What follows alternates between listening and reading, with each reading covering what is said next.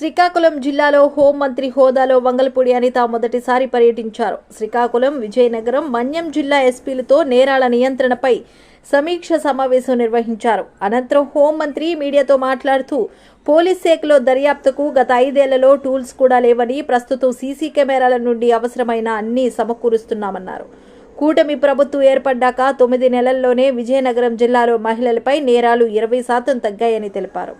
చోరీలు ఎక్కువగా జరిగే శ్రీకాకుళం జిల్లాలో 4 కోట్ల ప్రాపర్టీ రికవరీ చేశామన్నారు. విశాఖ రేంజ్ 90% గంజాయి సాగు తగ్గడంతో పాటు గంజాయికి సంబంధించి 5 కోట్ల ఆస్తులను జప్తు చేయడం జరిగిందని పేర్కొన్నారు.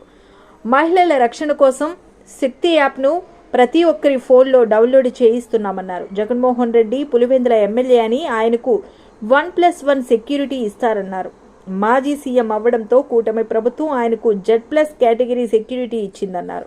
రాప్తాడ్లో జరిగిన జగన్ పర్యటనకు 1100 మంది పోలీసులతో బందోబస్తు పెట్టామన్నారు. అయినా దానిని పొలిటికల్ చేయాలని చూస్తున్నారని హోంమంత్రి అనిత మండిపడ్డారు.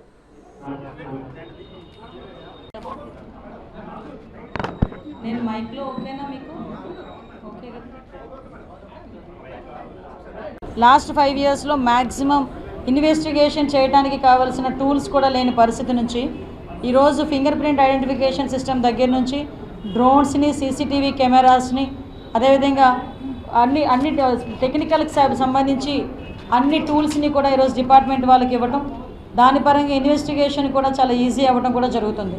దానికి రిజల్టే ఎక్కడ ఏ ఇన్సిడెంట్ జరిగినా కూడా వితిన్ 24 hours to 48 hours నిందితులను పట్టుకొని రిమాండ్కి పంపించుకోవడం కూడా జరుగుతుంది. ఎక్కడా కూడా ఎటువంటి గ్యాప్స్ కూడా లేకుండా, ఎక్కడ కూడా ఎటువంటి లేట్ కూడా లేకుండా ఈరోజు మనకి డివిజన్ సంబంధించి, ఈ రేంజ్కి సంబంధించి పరిస్థితి చూస్తే స్టేట్ లెవెల్లో మనకి crime rate maximum 7% overall crime rate తగ్గిన, ఎస్పెషల్లీ ఉమెన్ అట్రాసిటీస్కి సంబంధించి విజయనగరం జిల్లాలో దగ్గర 20% ఉమెన్ అగైనెస్ట్ క్రైమ్ తగ్గటం అనేది నిజంగా గుడ్ సైన్. ఎస్పెషల్లీ మనకి 3 జిల్లాలకి సంబంధించి, ముఖ్యంగా ఈ రేంజ్కి సంబంధించి ఎక్కువగా మనకి NDPS కేసెస్ చాలా ఎక్కువగా ఉంటాయి. లాస్ట్ నేను అసెంబ్లీలో కూడా చెప్పున్నాను, మనకి పాడేరు, మన్యం అంటే అల్లూరు సీతారామరాజు జిల్లా, మన్యం జిల్లాల్లో మ్యాక్సిమం నాకు తెలిసి 90% కల్టివేషన్ తగ్గింది. సుమారుగా చూసుకుంటే ఒక 100 ఎకరాల లోపు ఆ కల్టివేషన్ కూడా ఉండటం, అది కూడా ఇప్పుడు డిస్ట్రాయ్ చేయడానికి కూడా ఈగల్ టీమ్స్ పనిచేయడం కూడా జరుగుతున్నాయి. ఆ కల్టివేషన్ కూడా జరగకుండా డ్రోన్స్ని ఏర్పాటు చేసుకుని మనం చేసుకుంటున్నాం. ఈ NDPS కేసెస్లో ఏదో మనం గంజాయి పట్టుకున్నాము, ఒక కేసు పెట్టాము, కేసు పెడితే వాళ్ళు రిమాండ్కి వెళ్ళారని కాకుండా వాళ్ళ తాలూకా ఆర్థిక మూలాలని కూడా కనుక్కొని మ్యాక్సిమం ఈ ఫైనాన్షియల్ ఆస్పెక్ట్స్ని కూడా మనం సీజ్ చేసే పరిస్థితి కనిపిస్తూ ఉంది. అంటే వాళ్ళ ఆస్తులను కూడా జప్తు చేసే పరిస్థితి కనిపిస్తూ ఉంది. దానికి స్టేట్ లెవెల్లో మొట్టమొదటిసారిగా ఈ రేంజ్లోనే స్టార్ట్ అవ్వడం కూడా చాలా మేము అదృష్టంగా భావించాలి. వాళ్ళని కూడా అప్రిషియేట్ చేయాలి, డిపార్ట్మెంట్ వాళ్ళని కూడా అప్రిషియేట్ చేయాలి. ఎందుకంటే సుమారుగా ఈరోజు మన్యం జిల్లాలో ఒకటి, అనకాపల్లి జిల్లాలో ఒకటి, విజయనగరం జిల్లాలో ఒకటి కూడా ఈరోజు పర్టికులర్గా ఈ ఆస్తుల జప్తు అన్నది కూడా జరగడం జరిగింది. సుమారుగా 5 కోట్ల పైన ఆస్తులు కూడా జప్తు చేసే పరిస్థితి కూడా ఈరోజు కనిపించింది. అంటే NDPS కేసులు ఏదో మామూలుగా వదిలేస్తాము, ఏదో కేసులు పెట్టేసి లేకపోతే ఏదో రిమాండ్కి పంపించేస్తే మా పని అయిపోయింది, చేతులు దులుపుకోవాలనే పరిస్థితిలో అయితే ఈరోజు గవర్నమెంట్ లేదు. యాక్చువల్లీ నిజమేనండి, సైబర్ క్రైమ్ పోలీస్ స్టేషన్స్ ప్రస్తుతానికి రాష్ట్రంలో 3 ఉన్నాయి. కానీ ఇప్పుడు సైబర్ క్రైమ్ పోలీస్ స్టేషన్స్ అన్నవి డెఫినెట్గా జిల్లా కోర్టు పెట్టాలని గౌరవ ముఖ్యమంత్రి గారి ఆదేశాల మేరకు దానికి వర్కౌట్ చేస్తున్నాము. రీసెంట్గా దానికి బడ్జెట్ కూడా మొన్న బడ్జెట్లో కూడా కేటాయించడం జరిగింది. ప్రతి జిల్లా హెడ్ క్వార్టర్స్లోని కూడా ఒక సైబర్ క్రైమ్ పోలీస్ స్టేషను, సపరేట్గా సైబర్ క్రైమ్కి సంబంధించి సపరేట్ పోలీసులను కూడా ఏర్పాటు చేస్తున్నాం. వాళ్ళకి కూడా టెక్నికల్గా వాళ్ళకి సపోర్ట్ చేయాలి, వాళ్ళకి ఒక తర్ఫీదుని ఇవ్వాలి, ట్రైనింగ్ ఇవ్వాలి. కాబట్టి అవుట్సోర్సింగ్ వాళ్ళని కూడా ఎంతవరకు మనం డిప్లాయ్ చేసుకోవచ్చు, ఎంతవరకు ఆన్బోర్డ్ చేసుకోవచ్చు, వాళ్ళ ద్వారా తర్ఫీదు ఇవ్వడానికి కూడా ఈరోజు మేము సిద్ధపడుతున్నాం. మీన్ వైల్ అదంతా చేసేలోపు మనం ఇమీడియట్గా సైబర్ క్రైమ్ అరికట్టాలి. కాబట్టి ప్రతి నెల కూడా కంపల్సరీగా ఎవరైతే ఇంట్రెస్ట్ ఉంటున్నారో సైబర్ క్రైమ్ ఇన్వెస్టిగేషన్లో వాళ్ళందరికీ కూడా గౌరవ DIC గారు, SP గారు అలా ఆధ్వర్యంలో ట్రైనింగ్ ప్రోగ్రామ్స్ అయితే జరుగుతున్నాయి. సైబర్ క్రైమ్ విషయంలోని కూడా మనం అబ్జర్వ్ చేసుకుంటే చదువుకున్న వాళ్ళు కూడా చాలామంది ఈ ట్రాప్లో పడిపోతున్నారు. అంటే యాక్చువల్గా దీనికి గౌరవ ముఖ్యమంత్రి గారు, అదేవిధంగా రెవెన్యూ శాఖ మంత్రి గారు కూడా మేము అందరం కూడా లాస్ట్ కలెక్టర్ కాన్ఫరెన్స్లో ఒక కంక్లూజన్ కూడా వచ్చున్నాం. ఇప్పుడు డెఫినెట్గా ఈ గ్రీవెన్సెస్ టైంలో కూడా డెఫినెట్గా కలెక్టర్ గారు లోకల్ ఎంఆర్ఓస్ ఎస్పీ గారు కూడా అటెండ్ అవుతున్నారు. ఇక్కడ శ్రీకాకుళంలో అయితే 2 చోట్ల ఆయన అటెండ్ అవుతున్నారు. కాశీబొగ్గలో ఒకరోజు మండే పూట శ్రీకాకుళంలోనే అటెండ్ అవుతున్నారు. ఇలా ప్రతి జిల్లాలోని కూడా మ్యాక్సిమం రెవెన్యూ డిపార్ట్మెంట్ మేము కలిపే చేస్తున్నాం. At the same time ground లెవెల్లో మండలాల లెవెల్లో కూడా ఒక టీం ఉంది. దయచేసి అది కూడా మనం కూడా కొన్ని విషయాలు మనకి కూడా తెలియాలి. లోకల్ ఎంఆర్ఓ, లోకల్ ఎస్హెచ్ఓ, అదేవిధంగా లోకల్ విఆర్ఓ వీళ్ళందరితో పాటు ఒక కమిటీ ఉంది. వాళ్ళు 15 డేస్కి ఒకసారి కూర్చోవాలి. ఇటువంటివి ఈ మనకి భూ సంబంధించిన తగాదాలకు సంబంధించిన కేసెస్ ఏదైనా ఉన్నా కూడా అక్కడ వాళ్ళు మాకు చేసే రికమెండేషన్స్ బట్టి పోలీస్ యాక్షన్ అనేది ఉంటుంది.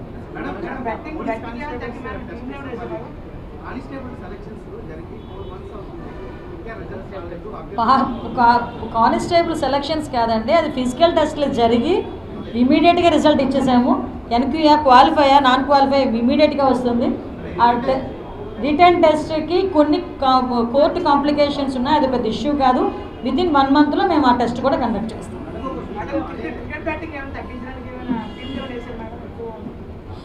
క్రికెట్ బెట్టింగ్ అని చాలామంది మాట్లాడుతున్నారు, కానీ దాని మీద చెప్తున్నానండి, పోలీస్ వాళ్ళు పూర్తి సర్వేలెన్సెస్ అలాంటి వాళ్ళ అందరి మీద ఉంది. ఎక్కడైనా దొరికితే కనుక లోపల తీసుకుని చేస్తారు. విషయం ఏంటంటే దొంగ అన్నవాడు చాలా తెలివైనడు కింద ఆడు ఫీల్ అవుతుంటాడు. ఎందుకంటే ఏదో అంటారు కదా, పిల్లి పాలు తాగుతూ కళ్ళు మూసుకొని పాలు తాగుతున్నాడు, ఎవరు చూడలేదు అనుకుంటుంది. వాళ్ళకే అని తెలివితేటలుంటే ఐపీఎస్లు పాస్ అయ్యి అంత ట్రైనింగ్ తీసుకొని ఇంతమంది జనాలను చూసి వీళ్ళకి తెలివితేటలు ఉండాలి. వాళ్ళే తెలివైన వాళ్ళు అనుకుంటే వాళ్ళకి మించిన తెలివితేటలు పోలీస్ డిపార్ట్మెంట్ మీద ఉన్నాయి. అందుకే మ్యాక్సిమం బెట్టింగ్స్ని కూడా అరికట్టగలుగుతున్నాం. విషయం ఏంటంటే ఇవి కొన్ని సంఘ విద్రోహ శక్తులు అంటారు, ఇలాంటి వాళ్ళని కంట్రోల్ చేసుకునే బాధ్యత అయితే మాది ఉంది. డెఫినెట్గా వాళ్ళ మీద కంట్రోల్ చేసుకుంటాం. విషయం ఏంటంటే ఒక ఇష్యూ ఇందువల్ల జరిగింది, ఏం జరిగింది అన్నది డిపార్ట్మెంట్ వాళ్ళకి ఒక బ్రీతింగ్ స్పేస్ ఉంటుంది. దాంట్లో వాళ్ళు ఇన్వెస్టిగేషన్ చేసుకుంటున్నారు. ఆ ఇన్వెస్టిగేషన్ చేసే టైంలోని కూడా ఆ కంగారు పడిపోయి చాలామంది రకరకాలైన అవి కూడా నేను క్లియర్గా చెప్తానండి, ఇంటెన్షనల్గా చేసిన వాళ్ళు వెనకాతలు ఎవరు చేయించారు. ఒకటి క్రైమ్ జరిగినప్పుడు మాత్రం ప్రతి ఒక్కరు ఆలోచన చేసుకోవాల్సింది ఏంటంటే ఈరోజు నేనేదో గోడల మీద రాసేసాను అన్నది వాళ్ళ సంబరం కాదు. అది ఎందుకు రాశారు, మీ చేత ఎవరు రాయించారు, రాయించడానికి గల ఇంటెన్షన్ ఏంటి, ఇదంతా కూడా మేము బయటకు లాగే పరిస్థితులు ఈరోజు కనిపిస్తున్నాయి. దయచేసి నేను అదే చెప్తున్నా, ఎవరో ఏదో చెప్పారు మేము చేసేస్తామంటే కేసుల్లో ఇరుక్కొని అనవసరంగా జీవితాలు పాడు చేసుకుంటారు. ఈరోజు ఒక సెక్యులరిజం నడిచిన పరిస్థితి కనిపిస్తుంది. మనకేంటంటే అన్ని మతాలు అన్ని కులాలు సమానమే. ఈరోజు ఎన్డీఏ గవర్నమెంట్ కూడా వచ్చిన తర్వాత ఇటువంటి మత ఘర్షణలు లేకుండా చూసుకునే బాధ్యత కూడా మేము తీసుకున్నాం. రీసెంట్గా మీరు ప్రవీణ్ పగడాల కేసు గురించి కూడా ఎంత సావధానంగా మేము చేసామో మీరు అందరూ కూడా చూస్తున్నారు. ప్రతి ఒక్కరు వాళ్ళు అడిగారు మాకు సీసీటీవీ కెమెరాస్ ఫుటేజ్ కావాలని.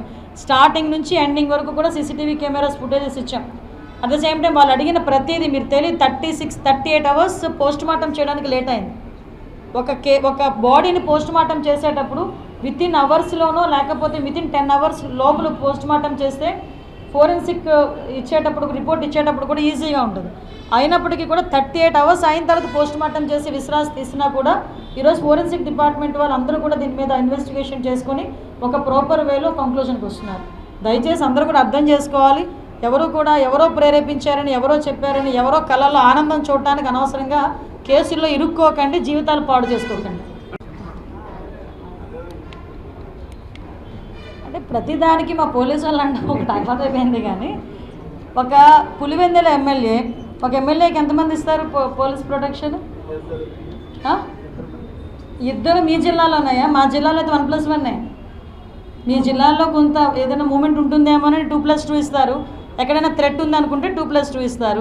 మిగతాదంతా కూడా 1+1. ఆయన ప్రతిపక్ష నాయకుడు కాదు, ఒక పులివెందులకి ఎమ్మెల్యే 1+1 ఇవ్వాలి.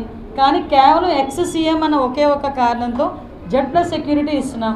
వెళ్ళేది సెన్సిటివ్ ఏరియా, దట్టు కొంచెం కాంప్లికేటెడ్ ఏరియా. ఎక్కడైనా ఎటువంటి దట్టు వాళ్ళు ఏం చేశారంటే వాట్సాప్స్లో అది కొంత ఇన్ఫర్మేషన్ పాస్ ఆన్ చేసుకున్నారు. మీరు ఇంతమంది రండి, అంతమంది రండి, ఇన్ని వెహికల్లో రండి, అన్ని వెహికల్లో రండి, ఎంత ర్యాలీగా వెళ్ళాలి, అంత ర్యాలీగా వెళ్ళాలి అని చెప్పేసి కొంత పోస్టులు పెట్టారు. ఇంటెలిజెన్స్ రిపోర్ట్ ఉంది, కొంత మేరకు జనాలు వస్తారని 1100 మందికి పైగా పోలీసుల్ని మేము పెట్టాం. 1100 మంది పోలీసుల్ని, ఎస్పెషల్లీ హెలీప్యాడ్లోనే దగ్గర 250 మందికి పైగా పోలీసులు కూడా మేము పెట్టున్నాం. వాళ్ళు ఇంటెన్షనల్గా చేశారు. ఏదో అంటారు కదా, బాగా పడుకుని పోయినోడు లేపచ్చు, పడుకున్నారని నటించిన వాళ్ళు లేపగలమా మనం? యాజ్ టీజ్ ఇది అదే. మనోడిని కావాలి ఇంటెన్షనల్గా వాళ్ళు అక్కడికి రావాలి, ఆ హెలిప్యాడ్ దాని మీద ఏదో గీత పెట్టాలి, దాని మీద బయటికి వెళ్ళాలి, అప్పుడు రోడ్డు మార్గాన్ని పోవాలి.